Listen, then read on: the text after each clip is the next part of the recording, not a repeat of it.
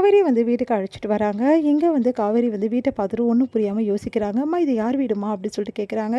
அதை பார்த்துட்டு எல்லாருமே அதிர்ச்சி அடைகிறாங்க. அப்படியே பார்த்துக்கிட்டே இருக்காங்க. அடுத்து வந்து இல்லைம்மா இது தெரிஞ்சவங்க வீடு, நம்ம இங்கே இருந்துட்டு வந்து கிளம்பிடணும், அதனால தான்மா இங்கே வந்தோம் அப்படின்னு நம்ம சொல்கிறாங்க.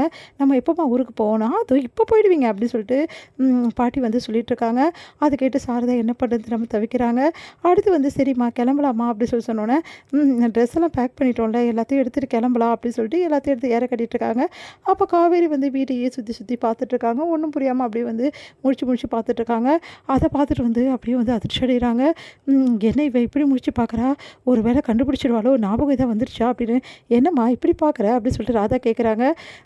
ஒன்றும் இல்லை, இந்த வீட்டை நான் ஏற்கனவே பார்த்த மாதிரியே இருக்குது, அதான் அப்படின்னு பழகின மாதிரி இருக்குது, பார்த்த மாதிரி இருக்குது அப்படின்னு. ஐயோ இவளுக்கு ஞாபகம் வந்துடுமோ, முதல்ல இங்கேருந்து கிளப்பி அனுப்பணும் அப்படின்னு சொல்லிட்டு யோசிக்கிறாங்க ராதா.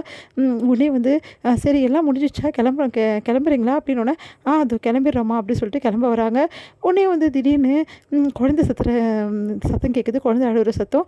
ஒன்றும் புரியாமல் காவேரி வந்து அப்படியே வந்து அவங்களோட உடம்பு எல்லாமே வந்து சிலுக்க ஆரம்பிக்குது. ஒன்றும் புரியாமல் அப்படியே உணர்ச்சி வசப்படுறாங்க காவேரி. அப்படியே ஒன்றும் புரியாமல் அப்படியே முடிக்கிறாங்க எல்லாருமே. ஐயோ காவேரிக்கு என்ன பண்ணுறா அப்படின்னு சொல்லிட்டு குழந்தை அப்படின்னு சொல்லிட்டு காவேரி வந்து அந்த ரூமுக்கு போக பார்க்குறாங்க. ஒன்றும் இல்லைம்மா, ஃபோனில் அந்த மாதிரி சவுண்டு வச்சுருக்காங்க, அதனால குழந்தை சத்தம் கேட்குது, வேறு ஒன்றும் இல்லைம்மா, நீ தப்பாக நினச்சிக்காது, இப்போ எல்லாருக்குமே ரிங் டோன் அந்த மாதிரி வைக்கிறாங்கல்ல, அந்த குழந்தை சத்தம் தான், வேறு எதுவும் கிடையாது, போய் முதல்ல சமாதானப்படுத்துங்க அப்படின்னு உள்ளே ஓடி போயிடுறாங்க. குழந்தைய சமாதானப்படுத்துறதுக்கு காவேரியில் இல்லை குழந்தை மாதிரி அப்படி சொல்லிட்டு அந்த பக்கமே திரும்பி பார்த்துக்கிட்டே இருக்காங்க காவேரி. காவேரியால் அந்த வந்து என்ன தான் வந்து அவங்களுக்கு வந்து எல்லாத்தையும் மறந்துருந்தாலும் தாய்மை உணர்வு வந்து அவங்களுக்கு அதை வெளிக்காட்டுது. அதெல்லாம் பார்த்துட்டு சாரதா பயங்கரமாக அழறாங்க. அவங்களாம் தாங்கிக்கே போல, பாவம் காவேரி அப்படின்னு சொல்லிட்டு அவங்க அக்காவும் அழறாங்க. காவேரி பாவமா அப்படின்னு சொல்லிட்டு அப்படியே கையை பிடிச்சிட்டு அழறாங்க. சரி வாடி போகலாம் அப்படின்னு சொல்லிட்டு காவேரி கூப்பிட்டுட்டு அப்படியே கிளம்புறாங்க எல்லாரும். காவேரிக்கு அங்கே மனசையில் திரும்பி பார்த்துட்டு குழந்தை இருக்க அந்த ஃபீலிங்லேயே வந்து காவேரி ஒன்றும் புரியாமல் வண்டியில் ஏறி உட்காந்து போகிறாங்க. அப்பாடா கிளம்பிட்டா, இப்போ நிம்மதியாகிடுச்சுப்பா, இதுக்கப்புறம் விஜய் நிம்மதியாக வீட்டுக்கு கூட்டின்னு வந்துடலாம், விஜய் வந்து கண்ணை திறந்துடுவான்ல இன்றைக்கி எல்லாமே வந்து அவன் சுயநிலை வந்துச்சுன்னு சொன்னாங்க, நம்ம போகலாம் அப்படின்னு சொல்லிட்டு எல்லோரும் விஜய் பார்க்க போகிறாங்க. இங்கே விஜய் வந்து சுயனுக்கு வந்தவொடனே காவேரியை பற்றி கேட்குறாரு. காவேரி எங்கே பாட்டி அப்படின்னு கேட்குறாரு. காவேரியா அப்படின்னு சொல்லிட்டு அப்படியே பார்த்துட்டு இப்போ எதுவும் சொல்ல வேணாம், வீட்டுக்கு போய் சொல்லிக்கலாம் அப்படின்னு சொல்லிட்டு வீட்டில் இருக்கப்பா அப்படின்னு. அப்படியே பாட்டி அப்படின்னு முதல்ல வீட்டுக்கு கிளம்பலாம் பாட்டி, இன்றைக்கி டிஸ்சார்ஜ் வேறு சொல்லியிருக்காங்க பாட்டி அப்படின்னா. கிளம்பலாம்ப்பா அப்படின்னு சொல்லிட்டு கிளம்புறாங்க.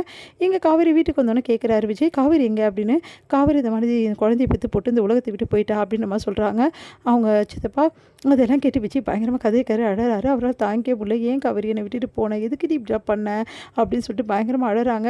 நீ என்னை விட்டுட்டு போகிறதுக்கு உனக்கு எப்படி மனசு வந்து, என்னையும் கூட கூட்டின்னு போயிருக்க வேண்டியதானே அப்படின்னு சொல்லிட்டு அழுகுத்துட்ருக்காரு. இங்கே பாருப்பா காவேரி குழந்தைய பெற்று கொடுத்து தான் போயிருக்கா, இங்கே பாரு நீ ஆசைப்பட்ட மாதிரி பொம்பளை பிள்ளை பிறந்திருக்க அப்படின்னு சொல்லிட்டு குழந்தைய வந்து கொடுக்குறாங்க.